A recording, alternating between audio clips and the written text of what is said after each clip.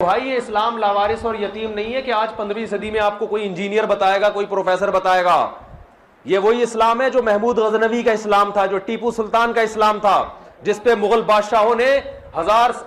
بادشاہوں نے صدیوں ہندوستان پہ حکومت کی ہے. جو آپ کو آپ کے اسلاف سے ہٹا رہا ہے اور یہ کہہ کے کہ میں بابوں کو نہیں مانتا, اس کا مطلب وہ نیا بابا بن کے نئے بابی پن کی بنیاد رکھ رہا ہے. وہ کہہ رہا ہے سارے بابوں سے ہٹا کے سب کو کس کا مرید بناؤ, سب مجھے بابا سمجھے, باقی ساری قوم بابا لیس ہو جائے. وہ تو بابوں کی دو قسمیں, ایک گمراہ بابے اور ایک حق پرست بابے.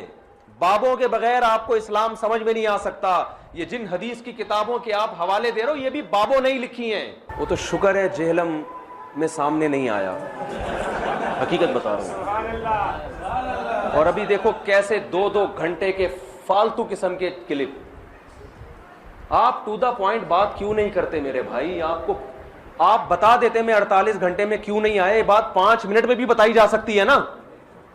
اتنا طول دیا جا رہا ہے کہ جہاز سے نہیں آئے تھے تو جہاز سے آئے تھے تو پیدل نہیں آئے. یعنی انجینئر صاحب سے بحث کرنے کے لیے چند شرطیں ہیں اسلام میں, بخاری میں لکھی ہوئی ہیں. نمبر 1, انجینئر صاحب سے بحث کے لیے ضروری ہے کہ آپ کے ملین سبسکرائبر ہوں گے, ورنہ آپ بات نہیں کریں گے. دوسری شرط یہ کہ آپ کے ساتھ امام کعبہ اور مفتی تقی عثمانی صاحب آئیں گے. کتنا بڑا اپنے آپ کو ایک آدمی فنٹر سمجھ رہا ہے. تیسری شرط اسلام میں یہ ہے کہ انجینئر صاحب سے اگر آپ بات چیت کے لیے آئیں گے تو بائی ایئر آنے کی آپ کو اجازت نہیں ہے. آپ 22 گھنٹے کا 20 گھنٹے کا سچی مچی کا سفر کر کے آئیں گے. آپ راکٹ میں آنے کی تو بالکل اجازت نہیں ہے. جہاز میں نہیں تو راکٹ میں تو بہت جلدی پہنچ جاتا ہے آدمی. 5ویں شرط اسلام میں انجینئر علی مرزا سے بات چیت کے لیے جو اسلام میں شرط ہے, کیونکہ وہ ہر بات قرآن و سنت کے مطابق کرتے ہیں نا, شرط یہ کہ کتابوں کا بورا آپ کو لانے کی اجازت نہیں ہے. آپ میں سے کتنے لوگ جو ہیں وہ فرقوں سے نکلنے سے پہلے دیوبندی تھے؟ ذرا ہاتھ کھڑا کریں. ہاں جی, کیمرہ ذرا پیچھے کریں جی, یہ لوگوں کو دکھائیں. آپ لوگوں نے اللہ کو جان دینی ہے. کیا جب آپ دیوبندی تھے آپ کا یہ عقیدہ تھا المحنت والا؟ ہاں, بس یہی وجہ ہے. مفتی کو پتہ ہے کہ جڑے بچ کے نا وہ بھی نہ ادھر ٹر جان جی. اس واسطے بہنا نہیں, ڈیفینڈ نہیں کرنا. تو بورا جڑا لے آندا ہے نا ویڈیو بنا کے ڈیفینڈ کرے نو, ٹھیک ہے, میں تو نہیں بہنا, تو اپنی پبلک نو اس ویڈیو تو باتیں کرنا پوے گا. اور میں تو تیار ہاں, لایا طاہر شرفی نو بھی بٹھاؤ, پی ٹی وی تے میرے کو لا کے بیٹھ جاؤ, لیکن کیمرے میں. فالتو کوئی مولوی میں نے اور ایڈ نہیں ہونے دینا. یہ آپ کو اعزاز حاصل ہے اس روئے عرض پہ, نہ اس سے پہلے کسی کو حاصل ہوا نہ بعد میں ہوگا. لوگ مجھے کہہ رہے ہیں کہ آپ نا وہ جو ان کو بھی دیا وہ بھی اعزاز چھین لیں. نہیں, یہ جو غریب نواز لوگ ان کی عادت نہیں ہوتی کہ وہ تحفہ دے کے واپس لیں. نہیں, مفتی صاحب کے لیے قیامت تک کے لیے. بلکہ میری بیوی بھی مجھے اس رات کو کہتی ہے مفتی صاحب پہ مجھے ترس آ رہا ہے یار, مل لو. میں نے کہا نا, اس طریقے سے نہیں, وہ تو کام ڈالنے آیا ہے. ملنا تھا تو میں نے کتنی کوششیں کی, لیکن وہ کہتا تھا ویڈیو بناؤ. ویڈیو بنا کے تو بھائی تو ٹر جانا سی, پیچھے میرے ہوتے تو ایجنسیاں تے جوڈیشری تے پولیس چڑھا کے ٹر جانا سی. آج مجھے ایک ایکس اسٹوڈنٹ ادھر جو سی ٹی ڈی کے آفیسر تھے وہ اب یہاں سے ٹرانسفر ہو گئے. ان کا صبح سویرے مجھے فجر کا فون آیا, انجینئر صاحب تھی بڑی عقل مندی کیتی ہے, تو انہوں پتہ نہیں سی تواڈے نال کیا ہونا ہے. میں کہا میں تانوں پہلے بھی دسیا میں حضرت علی شرافت رکھنا وا, چلاکی ہوشیاری بنو امیہ تو بھی زیادہ ہے, لیکن کسی کو نقصان پہنچانے کے لیے نہیں, اپنے لیے. پہلا عقیدہ, ہم بزرگوں کے قبروں اور سینوں سے فیض لینے کے قائل ہیں اس طریقے پہ جو خواص کو معلوم ہے, نہ کہ اس طریقے پہ جو عوام کرتے ہیں. اچھا, عوام جو کچھ کرتے ہیں وہ ہمیں پتہ ہے. عوام کا یہ عقیدہ ہے کہ کسی بزرگ کے ساتھ جفی ڈال لیں تو بندہ تر جاتا ہے, ٹھیک ہے. عوام قبروں سے جا کے مانگ لیتی ہے, قبر کی مٹی لے جاتی ہے. آپ ہمیں ذرا خواص کا طریقہ بتائیں, آپ کیا ہوتا ہے خواص دا؟ اس تو بھی پیڑا طریقہ جی سنو. ارواح ثلاثہ اشرف علی تھانوی نے کتاب لکھی ہے جس میں انہوں نے 3 دیوبندی بزرگوں کے حالات زندگی لکھے ہیں. یہ وہی کتاب ہے, وہی میاں ہاں, یہ وہی کتاب ہے ارواح ثلاثہ جس میں رشید احمد گنگوئی صاحب قاسم نانوتوی صاحب کو پبلکلی اپنے ساتھ چارپائی پہ لٹاتے ہیں, پھر عاشق صادق کی طرح ان کی طرف چہرہ کر کے ان کے سینے پہ ہاتھ رکھتے ہیں. وہ کہتے ہیں حضرت لوگ کیا کہیں گے؟ وہ کہتے ہیں میاں کہنے دو جو لوگ کہتے ہیں. یہ وہی کتاب ہے, وہی کتاب ارواح ثلاثہ. لکھ رہا کون ہے؟ حکیم الامت اشرف علی تھانوی. کس کے بارے میں لکھ رہے ہیں؟ بانی مدرسہ دیوبند قاسم نانوتوی کے بارے میں. پہلے تو یہ بتاؤ یہ مہذب طریقہ ہے پبلکلی مریدین کے سامنے؟ ٹھیک ہے. عاشق صادق اسی کتاب میں لکھا ہوا ہے کہ قاسم نانوتوی صاحب مرنے کے 6 سال کے بعد قبر سے نکلے، فزیکلی، خواب میں نہیں، اور دیوبند کے 2 مولویوں کی صلح کرا کے واپس چلے گئے. اور جس مولوی کو ملنے آئے تھے نا، سردیوں میں بھی رضائی کے اندر وہ پسینے اس کے نکلے ہوئے تھے. تو دوسرے نے پوچھا کیا؟ ان کا بھی حضرت نانوتوی آئے تھے. پائی جی مردہ نکل کے آ جائے 6 سال بعد، تو وہ صرف پسینہ نکل کیتا ہے، اور بھی کچھ ہو گیا ہوئے گا. ہاں وہ نکل صرف پسینہ ہویا ہے. انہوں نے غور نہ نہیں دیکھا. ہوں کدے ہوئے نا غور نہ ویکھیو اے جے قبراں تو فیض انہاں دا. اسی اربع ثلاثہ میں لکھا ہوا ہے انہوں نے اپنے بزرگوں کے بارے میں کہ ان کی قبر سے لوگ مٹی لے جاتے تھے شفا کے لیے. تو وہی عقیدہ ہے آپ کا بھی. اور میں نے اس پہ پورا ریسرچ پیپر لکھا ہے، میرا 1 گھنٹہ اور لگ جائے گا. ریسرچ پیپر نمبر 6، قبروں سے فیض کے عقیدے کا تحقیقی جائزہ. اور میں نے سارے واقعات نقل کیے ہیں. میں ایک ایک واقعے کی انجی نہیں کر سکتا. میں نے حصول برکت کے لیے آپ کے سامنے یہ 2-3 باتیں ہی رکھی. دوسرا عقیدہ اس میں انہوں نے لکھا ہے کہ رسول اللہ کی قبر مبارک اللہ کے عرش، کرسی، خانہ کعبہ سے افضل ہے. ان سے پوچھے یہ کس قرآن کی آیت میں اور حدیث میں لکھا ہوا ہے؟ جذباتی بات نہیں ہے بریلویوں لی کرنے کے تسی نبی دی شان نو نہیں مندے. اچھا جی نبی دی شان نو منیے تے حضرت عیسیٰ نو اللہ دا بیٹا کہہ دئیے. وہ گل کرنے لی کرو. ابو داؤد ترمذی میں موجود ہے ایک صحابی نے حضور کو سجدہ کیا. آپ نے فرمایا سر اٹھا کیا کر رہا ہے؟ جب میں فوت ہو جاؤں گا تم میری قبر سے گزرو گے تو کیا میری قبر پہ بھی سجدہ کرو گے؟ انہوں نے پہلے عرض کیا کہ ہم نے ہیرا نامی جگہ پہ اپنے سردار کو لوگوں کو سجدہ کرتے ہوئے دیکھا، اس لیے میں نے آپ کو سجدہ کیا. آپ نے فرمایا جب میں فوت ہو جاؤں گا تو میری قبر سے گزرو گے، کیا اس پہ بھی سجدہ کرو گے؟ اگر سجدہ میں جائز سمجھتا تو بیویوں سے کہتا کہ اپنے خامدوں کو سجدہ کریں. تو نبی علیہ السلام نے اپنی عزت خود نہیں ہونے دی، باؤنڈری نہیں کراس کرنی. وہ کہتے ہیں حرج کیا ہے اس میں؟ حرج یہ ہے کہ آپ کتنا خطرناک کھیل کھیل رہے ہیں. آپ کو پتہ ہے اللہ کے عرش اور کرسی سے افضل، یہ رسول اللہ کی موجودگی میں آپ یہ غلوف والی بات کر سکتے ہیں کیا جو کہیں لکھی نہیں ہوئی؟ وہ کہتا ہے نہیں جی نبی علیہ السلام اشرف المخلوقات ہیں، عرش بھی اللہ کی مخلوق ہے. بالکل ٹھیک ہے، آپ نے یہ لکھا ہی نہیں ہے کہ رسول اللہ عرش سے افضل ہیں. ہم ماننے کے لیے تیار ہیں، کروڑوں عرش بھی ہوں، ہمارے نبی کا مقابلہ نہیں کر سکتے. لیکن آپ نے نبی کی بات نہیں، آپ نے نبی کی قبر مبارک کی بات کی ہے. اور اس میں بھی کہا وہ حصہ زمین جو حضور سے ٹچ کر رہا ہے. وہ کہتے ہیں اس لیے کہ اس حصہ زمین سے آپ کی مٹی کا خمیر اٹھا کے آپ کو تخلیق کیا گیا، تو بیسیکلی وہ رسول اللہ کا خمیر ہے. گویا کہ رسول اللہ عرش سے افضل ہیں، اس لیے ہم اس مٹی کو ہم کہتے ہیں نا. جو مٹی اٹھانی تھی وہ اٹھ گئی، نبی کی تخلیق ہوگی. اب جو باقی مٹی ہے وہ رسول اللہ کی مٹی نہیں ہے، جنت کا ٹکڑا ہے. اور اگر وہ رسول اللہ کی مٹی ہے تو ساتھ حضرت ابوبکر اور عمر کی بھی قبریں ہیں، ان کو بھی کو پھر عرش سے افضل ہیں. اور صحیح مسلم میں ہے کہ نبی علیہ السلام کو جب دفنایا گیا سب سے پہلے سرخ رنگ کی چادر بچھائی گئی تاکہ آپ کے جسم مبارک کو مٹی نہ لگے. ہاں تو کوئی حصہ زمین حضور کو ٹچ کیے ہوئے ہے ہی نہیں ہے. آپ کہا کریں سرخ چادر، سارے بزرگاں میں انجی نہیں کر چڑی، وہ گل ہی غلط نکلی. حصہ زمین تو ٹچ ہی کو نہیں ہویا.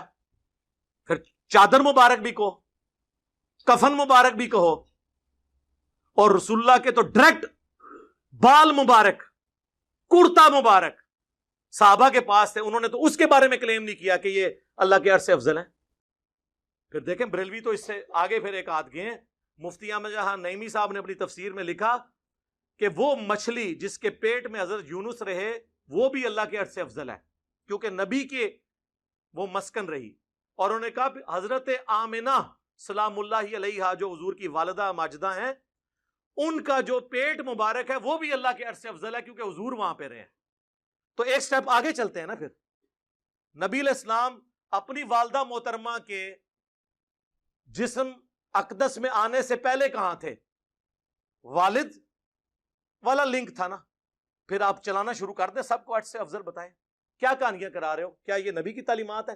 صحیح بخاری کی حدیث ہے، دیکھنا میری شان کو اس طرح بلند نہ کرنا جس طرح نصارہ نے اپنے پیغمبر کو بڑھا دیا تھا. میں اللہ کا بندہ اور اس کا رسول ہوں، مجھے اللہ کا بندہ اور اس کا رسول کہنا، یہ ہے مزاج رسول. بخاری مسلم دونوں میں حدیث ہے، حضور کی وفات کے دن چل رہے تھے. اما عائشہ کہتی ہیں نبی علیہ السلام تکلیف کی وجہ سے بار بار چہرے اطہر سے چادر ہٹاتے اور کہتے ہیں لعن اللہ الیہود والنصارى اتخذوا قبور انبیاء مساجدا، اللہ کی لعنت ہو یہود و نصارہ پر، انہوں نے اپنے نبیوں کی قبروں کو سجدہ گاہ بنا دیا تھا۔ اور پھر اماں عائشہ کہتی ہیں یہ حضور اس لیے بات کر رہے تھے کہ ہمیں ڈرا رہے تھے کہ میری وفات کے بعد میری قبر کے ساتھ یہ کام نہ کرنا۔ اور اماں عائشہ کے الفاظ ہیں بخاری مسلم میں، اگر ہمیں یہ ڈرنا ہوتا کہ لوگ رسول اللہ کی قبر پہ سجدے شروع کر دیں گے تو میں حجرے کو اوپن چھوڑ دیتی، جس کا جب دل چاہے وہ آ جائے قبر مبارک پہ۔ یہ ہے مزاج رسول۔ آپ لوگ اس مزاج میں یہ کہہ رہے ہیں کہ قبر اطہر اللہ کے عرش سے افضل ہے، اور کیا کیا اس کی ایکویشنیں بناتے ہیں، کبھی کچھ کرتے ہیں، کبھی کچھ کرتے ہیں، کبھی ریاض الجنہ کی بات کرتے ہیں۔ جب کان وہ اس لیے بورے لانے پڑتے ہیں نا، ہاں میں تے اگے حدیثاں رکھنیاں نے، اور میرا فیصلہ اسی گورے دی دالا جی کرا لو کہ جیڑا پیغمبر اے کہندا ہوئے او دے سامنے اے سٹیٹمنٹ آ سکتی ہے جو المحنہ دی لکھی ہے۔ ان لوگوں میں کامن سینس بھی نہیں ہے۔ اور پھر ان کے پاس پتہ کیا ہوتا ہے آخری اربا، اچھا ہمارے بزرگ تو غلط ہوئے، یہ فلانے نے بھی لکھا ہے، او فلانا بھی کیڑا ہے۔ اور جب ہم قرآن و حدیث کی روشنی میں حضرت معاویہ رضی اللہ تعالیٰ عنہ کے حضرت مولا علی رضی اللہ تعالیٰ عنہ علیہ السلام کے خلاف خروج کو صحیح سمجھتے نہیں ہیں، احترام کے دائرے میں اختلاف رکھتے ہیں، تے بابے تے شاہی کوئی نہیں، بابے تے شاہی کوئی نہیں، کدی توس لاندے ہو سانو بابیاں دی؟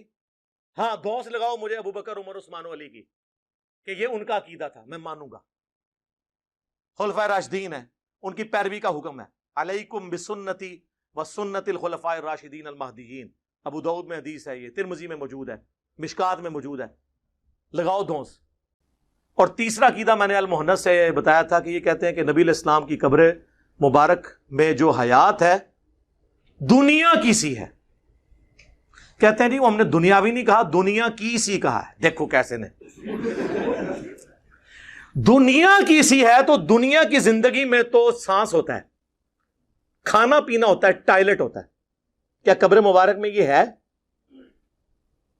اوے شہید جو رسول اللہ کے دین پہ جان دیتا ہے اس کی زندگی کا آپ کو شعور نہیں؟ نبی علیہ السلام کی تو قبر مبارک میں زندگی جنت کی وہ تو اتنی عرفہ والا برزخی ہے۔ قرآن کہتا ہے وَلَا تَقُولُوا لِمَنْ يُقْتَلُ فِي سَبِيلِ اللَّهِ أَمْوَاتٌ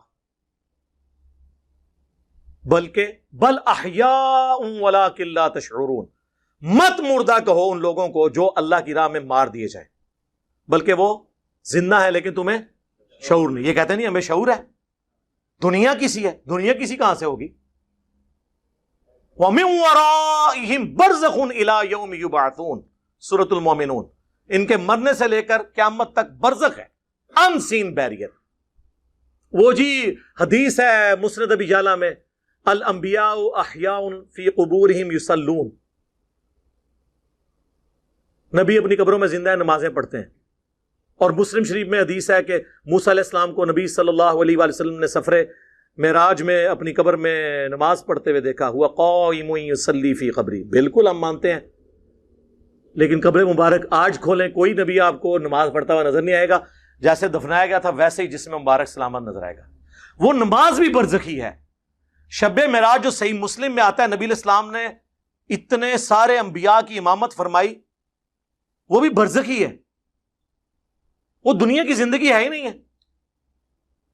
تو یہ جب ساری باتیں کریں گے وہ کہیں گے اصل میں ہم دنیا کی زندگی پتہ کیوں کہتے ہیں؟ بڑی ہوشیار ہیں، کہتے ہیں اس لیے کہ جسم مبارک سلامت ہے، اس لیے دنیا کی سی کہتے ہیں ہم، باقی برزخی ہے۔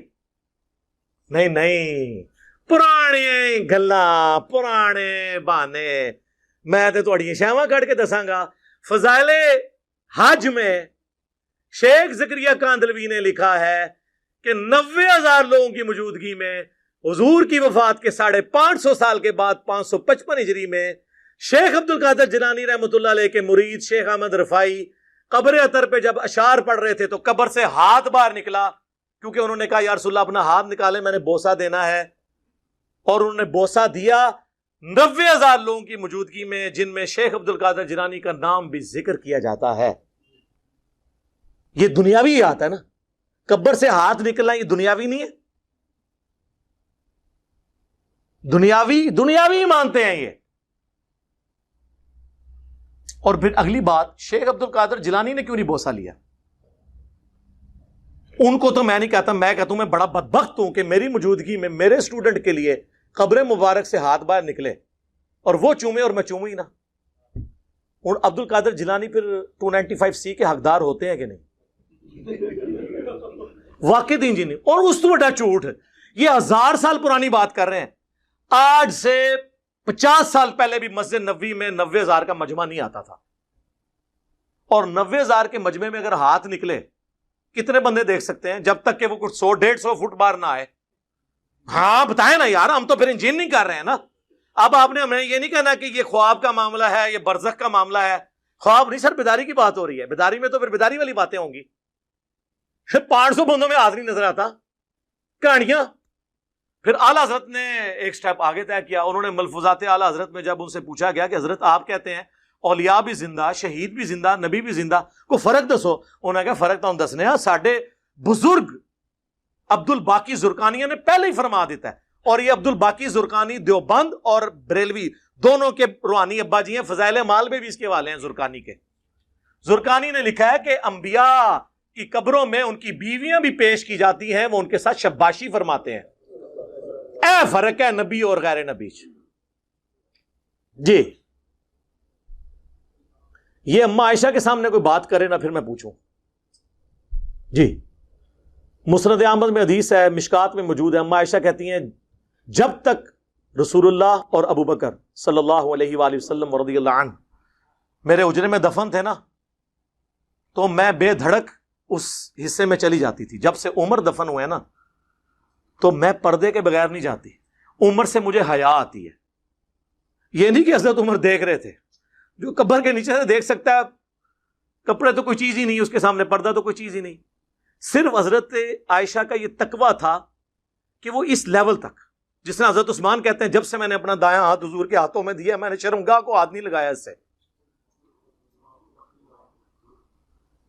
آپ کو کہے گا ان کو کہ کبھی ضرورت پڑ جاتی ہے، انہوں نے اپنے اوپر یہ لازم کر لیا تھا کہ یہ ہاتھ اب اپنی شرمگاہ کی طرف بھی نہیں اٹھے گا، چاہے جائے کہ میں اس کو کسی غیر کی طرف اٹھاؤں، کیونکہ حضور کے ہاتھوں میں ہاتھ دیا ہے. تو یہ صحابہ کا تقویٰ ہوتا تھا، یہ اما عائشہ کا تقویٰ تھا کہ میں ادھر جو ہے بغیر پردے کے بھی نہیں جاتی، میں اتنا پردے کا اہتمام کرتی ہوں. اس اما عائشہ کے سامنے کوئی یہ بات کرے کہ جی نبی کی بیویاں قبروں میں پیش کی جاتی ہیں، وہ شباشی کرتے ہیں، اور جی جنت میں حوریں نہیں ملیں گی، تو وہ جنت کا باغ ہے، حضور علیہ السلام کی قبر جنت کا ٹکڑا ہے. او پائیے حوراں ملنیاں نے قیامت قائم ہونے تو بعد جدو لوگ جنت پہنچ جان گے. خدا دا نہ ہے کہ کام کر لگے ہو، اور کتنی جھوٹی تعویلات آپ کر رہے ہو بابوں کی بات کو. یہ قرآن حدیث میں کہاں لکھا ہے؟ کہتے ہیں نہیں اس میں گستاخی کون سی؟ گستاخی یہ ہے کہ بخاری اور مسلم دونوں میں حدیث ہے، جس نے میری طرف جھوٹ منسوب کیا وہ اپنا مقام جہنم میں دیکھ لے. اب مجھے بتاؤ کہ رسول اللہ نے کب فرمایا کہ میری قبر میں بیویاں مجھ پہ پیش کی جائیں گی؟ بتاؤ، تم نے رسول اللہ پہ جھوٹ باندھا ہے. یہ 3 عقیدے ہیں جی بتا دیے المحنت کے. قیامت تک ٹائم جے پوری ذریت حنفیہ دیوبندیہ نو بھی اور سارے علماء نو بھی اپنے اپنے بورے کھولو، ویڈیو چڑھاؤ. اے تے ویڈیو چڑھنی جے اے آرٹ کرے گی تانوں قیامت تک. میرے حال نہیں جانا، میرے حال صرف ایک بندہ ہے خوش نصیب اس روئے عرض تے. ہاں نہ اس تو پہلے نہ اس تو بعد. طارق مسعود حافظہ اللہ تعالی من الجنت والناس. آمین تے گو. وہ آئیں کیمرہ مین لے آئیں، عقائد پہ بات کریں اور جھومیں. ہاں جی، تو یہ اعزاز انہی کے لیے.